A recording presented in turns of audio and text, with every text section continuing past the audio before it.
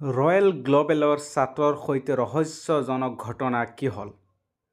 মেধাৱী জেনিছৰ সৈতে মহানগৰীৰ ছাত্ৰৰ ৰহস্যজনক মৃত্যু।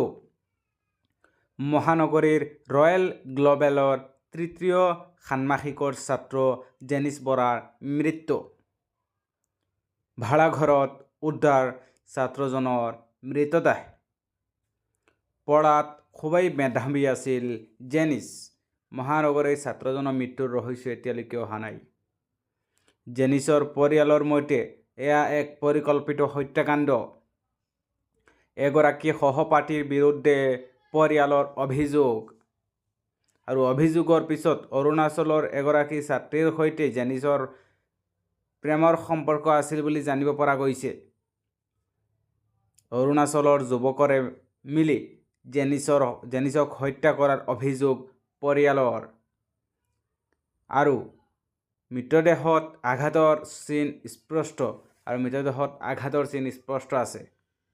বন্ধুৱেও জানিছিল জেনিছে বিপদত পৰাৰ কথা। মৃত্যুৰ এদিন পূৰ্বে বন্ধুক ফোন কৰি সেই কথা কৈছে জেনিছে। গড়চুক থানাত ছাত্ৰীগৰাকীৰ বিৰুদ্ধে এজাহাৰ দাখিল কৰা হৈছে।